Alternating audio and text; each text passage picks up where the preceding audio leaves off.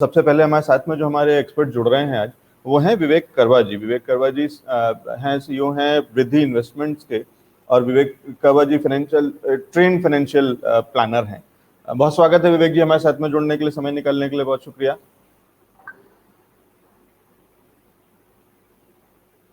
नमस्कार जी।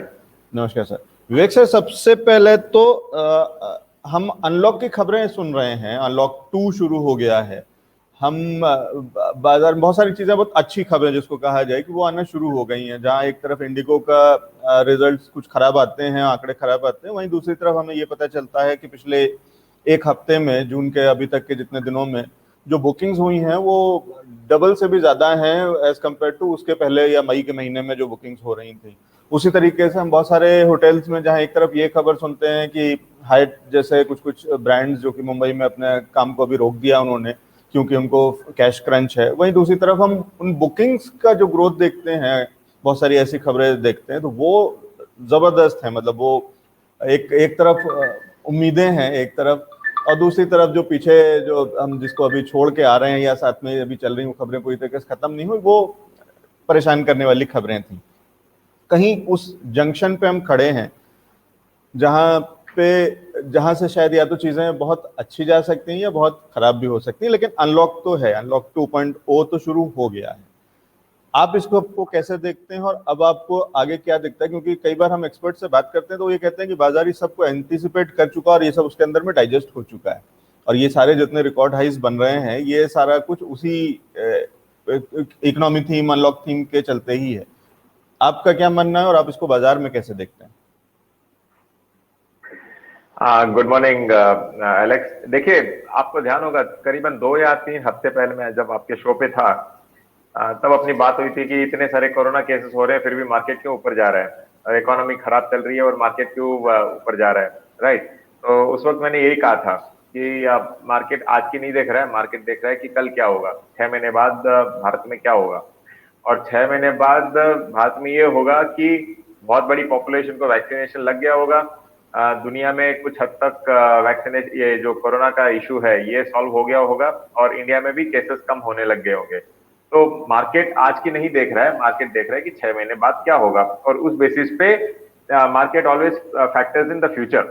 मतलब आज क्या हो रहा है उसका बॉदरेशन जनरली मार्केट को नहीं रहता है, क्योंकि आज का जो है वो तो सबको मालूम है। मतलब मार्केट कभी भी जो नोन न्यूज है उसके लिए नहीं रिएक्ट करता है, मार्केट रिएक्ट करता है अननोन न्यूज के लिए। तो इसके लिए वो जो प्रॉवर्ब बहुत बहुत फेमस है मार्केट में कि buy on rumour cell on news. Right. तो जब भी रूमर होता है मार्केट में और मार्केट का एक्सपेक्टेशन होता है तो मार्केट उस बेसिस पे मूवमेंट कर रहा है। और आपने ये सही कहा कि ये एक्सपेक्टेशन के चक्कर में काफी हद तक जो अनलॉक थीम है जो आप बोल रहे थे अभी अभी, वो काफी हद तक ऑलरेडी ऊपर जा चुकी है। इनफैक्ट जो इंडिगो समझ लो 1000-1100 चल रहा था, आज उसका भाव देख लो। जो स्पाइस जेट 50 चल रहा था, आज वो 80 रुपए चल रहा है।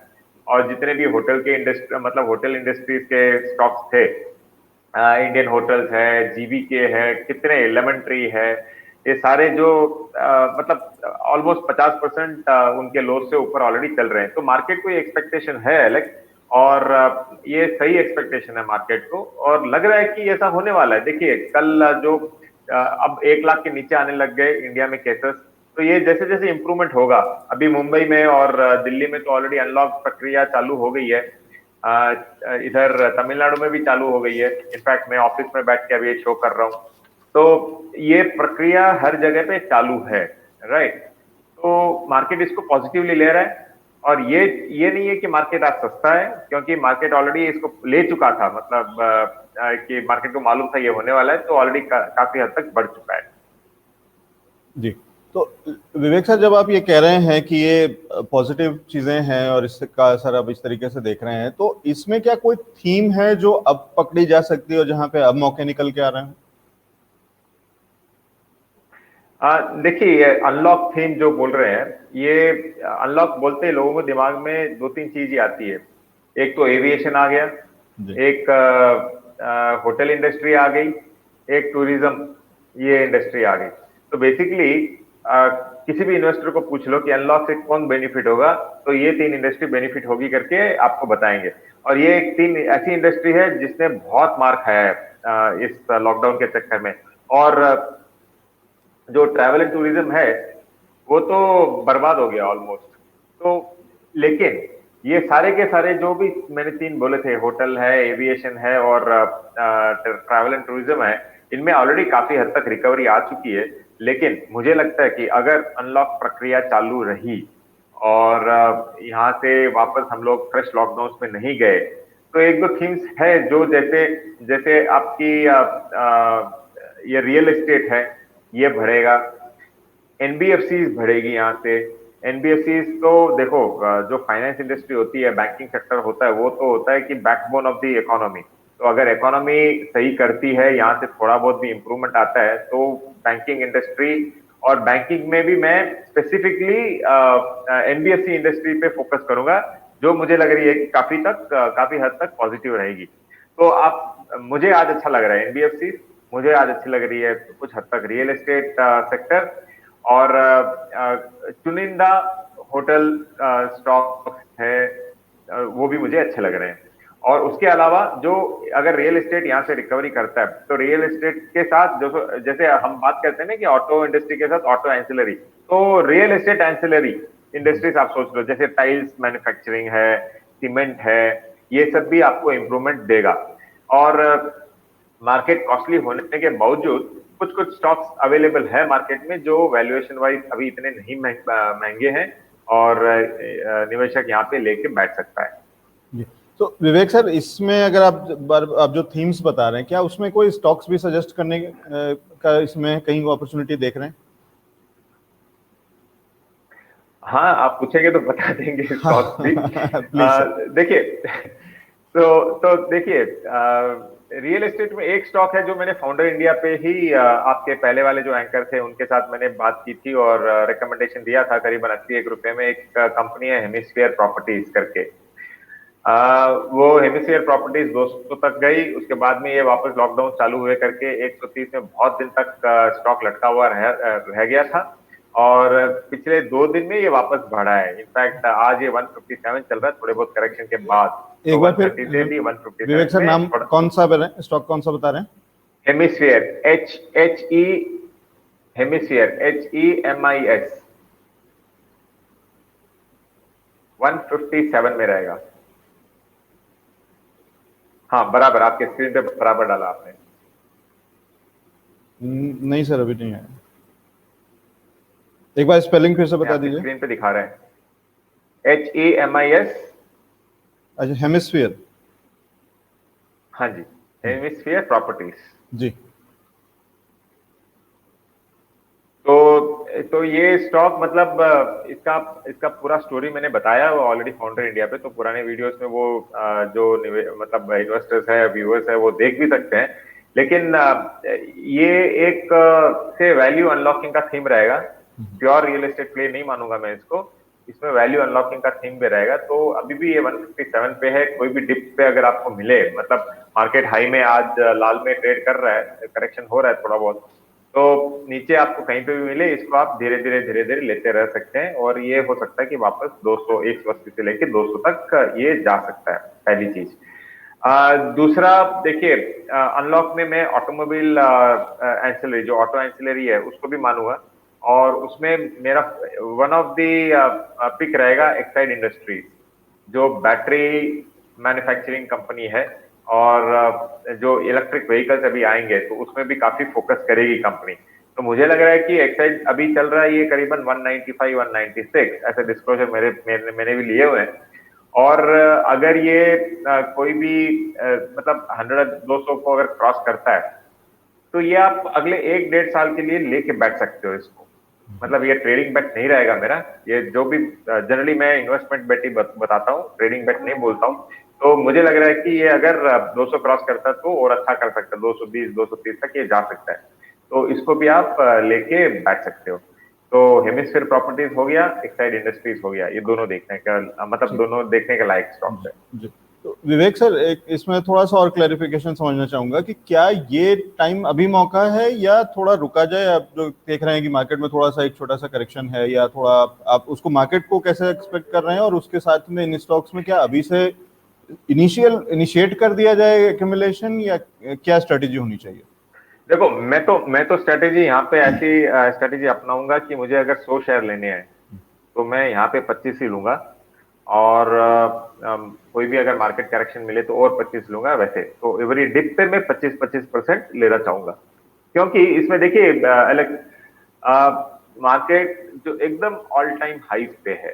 ओके, और जैसे मैंने थोड़ी देर पहले कहा था कि buy on rumour sell on news. तो इकोनॉमी इंप्रूव होगी, अनलॉक होगा, ये सब तो हमको मालूम है। अब मार्केट को ये तो पता चल गया है।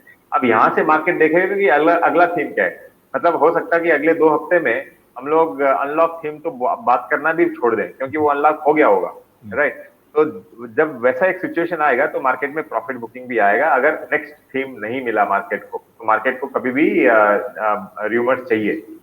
तो उस बेसिस पे मुझे लग रहा है कि हाँ, थोड़ा बहुत करेक्शन आना चाहिए, ओवरड्यू है। और अभी अभी फिलहाल तो देखो, market trend is your friend बोलते हैं ना, तो मार्केट से झगड़ के कोई मतलब नहीं है। लेकिन हाँ, थोड़ा बहुत क्वांटिटी लो, और अगर कोई करेक्शन मिले तो वहां पे आप और ऐड कर सकते हो। और करेक्शन ओवरड्यू अब कब आएगा ये तो भगवान ही जाने। ठीक है, उसको तो कोई भी नहीं प्रेडिक्ट कर सकता। लेकिन विवेक सर, इसमें दिनेश शर्मा जी हमारे एक दर्शक हैं, वो आपसे जानना चाहते हैं कि जब आपने एक्साइड बताया, तो एक्साइड और अमर राजा में अगर कंपैरिजन किया जाए तो आप कैसे देखते हैं उसको? देखो, अमर राजा भी कंपनी अच्छी कंपनी है। इनफैक्ट बहुत लंबे समय के लिए यहाँ पे कंसोलिडेट होके करीबन 750 725 के रेंज में अब ये धीरे धीरे अपना मतलब जो बोलते हैं ना, मुंडी ऊपर उठा रहा है, वैसा सिचुएशन है। तो अमर राजा भी एक सॉलिड बेट हो सकता है। तो एक्साइड भी आप ले सकते हो, अमर राजा भी ले सकते हो। 750 भाव है इसका, और 1,000 रुपए जा सकता है ये भी। हाँ, 1,000 रुपए जा सकते हो। तो आप अगर आप परसेंटेज वाइज देखो ना, एक्साइड और अमर राजा में, तो मेरा सिमिलर बेट रहेगा। तो अगर आपको स्प्लिट करना हो अमर राजा और एक्साइड में, तो आप स्प्लिट भी कर सकते हो वैल्यू को। मतलब इसके 100 में से 50 रुपए इसमें डालो और 50 इसमें डालो, तो आपका डाइवर्सिफिकेशन भी हो जाएगा, और रिटर्न चांसेस ज्यादा हो जाएंगे। ठीक है, मोर और लेस स्टोरी सेम है, आप ये कह रहे हैं? ऑलमोस्ट दोनों बैटरी कंपनीज है, दोनों इलेक्ट्रिक व्हीकल से भी बेनिफिट करेगी। और अनलॉकिंग होता है तो जितनी गाड़ियां मतलब इतने महीनों से पैक पड़ी है, कोई बैटरी चेंज करेगा, कोई चार्ज करेगा, कुछ ना कुछ तो बैटरी तो बिकेगी बिकेगी। ठीक है। और ईमानदारी से बताऊं तो मेरी गाड़ी भी कल मैंने कोशिश करी थी स्टार्ट करने की, स्टार्ट नहीं हुई 2 महीने के लॉकडाउन के बाद में। तो वो बैटरी उसकी तो फिलहाल तो मेरे पास एक्साइड, फिलहाल तो एलेक्स मेरे पास एक्साइड है, तो आप एक्साइड की बैटरी लगाना। ठीक है, मैं एक्साइड की बैटरी लगाता हूँ। ठीक है। विवेक सर, जब हम ये अनलॉक और इसमें आप अलग थीम आप कह रहे हैं कि जो चीजें बहुत ही कॉमन हैं, जितना मैं समराइज करने की कोशिश कर रहा हूँ डिस्कशन को, कि आप ये कह रहे हैं कि जो बहुत ही कॉमन सेंस से जो लोग समझते हैं वो शायद चल चुके हैं, या उनका अनलॉक की स्टोरी हो चुकी बाजार के अंदर में रिफ्लेक्ट हो चुकी है, जिसको कि बाजार ने एंटिसिपेट कर लिया था। आप उसके बाद की कुछ चीजें आप ढूंढ रहे हैं, जिसमें कि रियल एस्टेट है, आप जिसमें कि बैटरीज हैं, जिसको कि आप ये कह रहे हैं कि अब ये इसके आगे लेंगे। तो क्या थीम रोटेशन में भी हम मान सकते हैं कि ये थीम्स अब लीड करेंगे? देखो, ये थीम लीड कर सकती है एलेक्स, बिकॉज जो अनलॉक का नाम सुनते ही लोगों ने ये 3 सेक्टर ही लिए हैं। आज देखो, अभी भी आपकी फ्लाइट चालू नहीं हुई है, आप इंटरनेशनल ट्रैवलिंग नहीं कर सकते हो, लेकिन आप थॉमस कुक का स्टॉक देख लो, कहां से कहां चला गया, क्यों चला गया भाई? तो वो तो ऑलरेडी अनलॉक के एक्सपेक्टेशन में गया है ना। तो वैसे सेक्टर्स तो सारे ऑलरेडी बढ़ चुके हैं। लेकिन जो मतलब जो बहुत कॉमन सेक्टर्स नहीं है, आपने जैसे कहा अभी हमने बात की, वो अभी तक नहीं बढ़े हैं। वो सेक्टर्स सारे के सारे अभी भी स्टक है। तो थीम रोटेशन यहाँ पे जरूर होगा, जब लोगों को लगेगा कि हाँ भाई, थॉमस कुक जैसे स्टॉक्स अगर महंगे हो गए हैं, या फिर होटल्स महंगी हो गई है। हाँ, यहाँ से थोड़ा और रिकवरी मार सकता है, ये पॉसिबिलिटी है, ये नहीं कि यहाँ से नीचे जाएगा। लेकिन जो मेजर जूस होता है वो निकल चुका है। मतलब 45 रुपए का थॉमस कुक आज 65 रुपीज है, हो सकता है ये 80 चला जाए, तो इतना ही होगा ना। लेकिन अगर 750 का अमर राजा अगर 250 जाता है, या फिर 195 का एक्साइड अगर आपको 200-250 दे देता है, तो वो परसेंटेज वाइज काफी बेटर रिटर्न दिखाएगा। इसके लिए मैं ऐसे सेक्टर्स पे बेट करूंगा जहां पे लोग ओवरबॉट सिचुएशन नहीं है। और आप चार्ट देख लो अमर राजा का, चाहे फंडामेंटली देख लो, स्टॉक ने परफॉर्म नहीं किया है, तो यहाँ पे मौका मिलता है अपने को। ठीक है, मतलब बेसिकली आप ये कह रहे हैं कि रिस्क रिवॉर्ड रेशियो यहाँ पे बेहतर है एज कम्पेयर टू बाकी सारी चीज। एब्सोल्युटली जी, यस। बहुत शुक्रिया विवेक सर, हमारे लिए समय निकालने के लिए, हमारे साथ जुड़ने के लिए और ये महत्वपूर्ण जानकारी हमारे दर्शकों के साथ में शेयर करने के लिए। Thank you so much sir.